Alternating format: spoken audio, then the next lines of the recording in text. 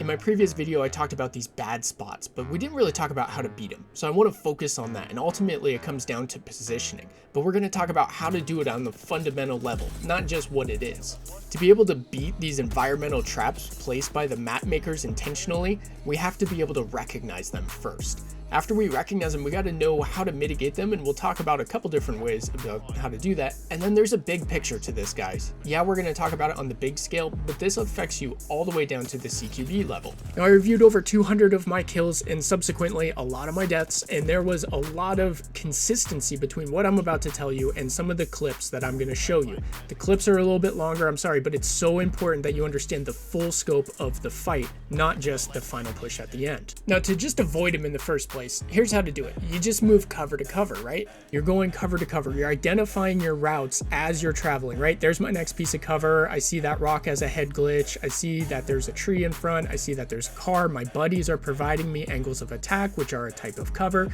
and I'm moving between them. I'm not running in between all of them in the middle. Like right there I did, and I went, oh, that's bad. I need to go over this way, especially since my buddies are there. I get a glimpse of what my terrain is going to be. Move from wall to car to fence to building. Notice cover, cover, cover, cover. Always be moving towards a piece of cover. As soon as you take fire, you'll have somewhere to go. Okay, that's when nobody's around, but let's talk about when you've got a fight happening. So here we're looking at some guys, we're taking in the terrain, and let's talk about these bad spots. Where do you think they are? Because there's a lot of them. I'll give you a hint. Don't run straight in. Unless you're like Octane or Pathfinder with 10,000 kills, like that's a bad move.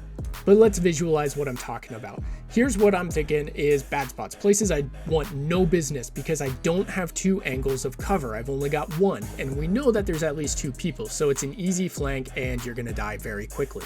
So I've identified the left side of my screen is probably the best routes of cover. I've got some escape routes. I've got a lot of physical cover, which is the first way to mitigate those bad spots is finding your physical cover. Again, two angles of physical cover. I see I'm a little bit out in the open. I know I got my box to my right. This is a better piece of cover. I'm going to take advantage of this, maybe get a head glitch off of it.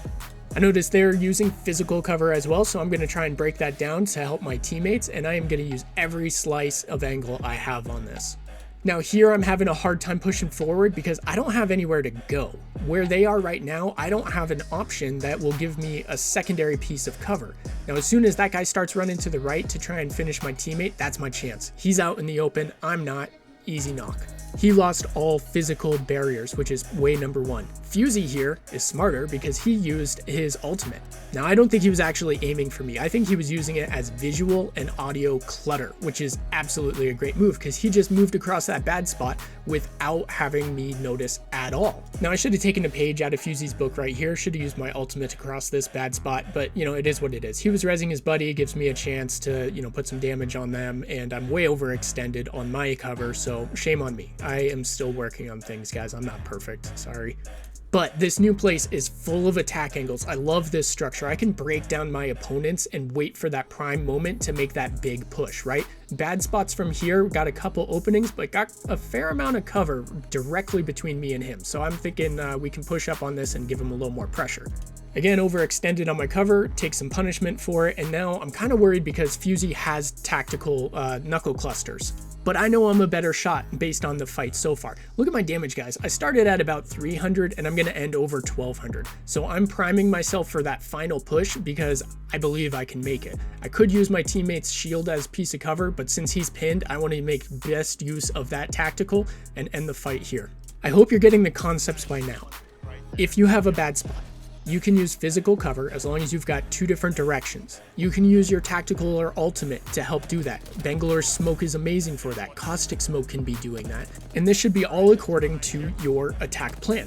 Your attack plan should not be in the middle of this opening running in. It should be using these rocks, widening up your angles, using your teammates as cover. Notice I came back here because off to my left was not a good route in towards where the enemies are. So I follow my teammate in using that rock, taking a peek. Look before you cross the open areas. If I just crossed that and the guys were a little bit more to the left, I would have been roasted.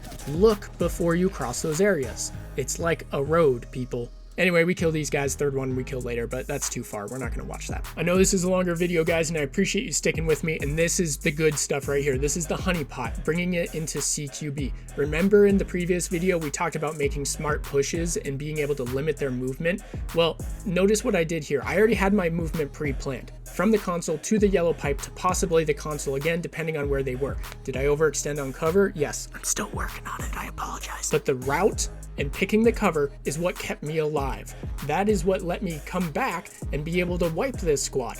Now, this is not an uncommon occurrence. Maybe not quite this cool, but it's not uncommon that I will make some kind of move like this and survive the fight and move on to the next one. Following those two principles for CQB combat is exactly the same. It's just the difference of 100 feet versus 1 foot, but the concepts behind it are very similar. I hope this improves your game. I know it's improved mine a lot. If you are still here, thank you so much for watching the video. Consider subscribing, and I'll see you in the next one.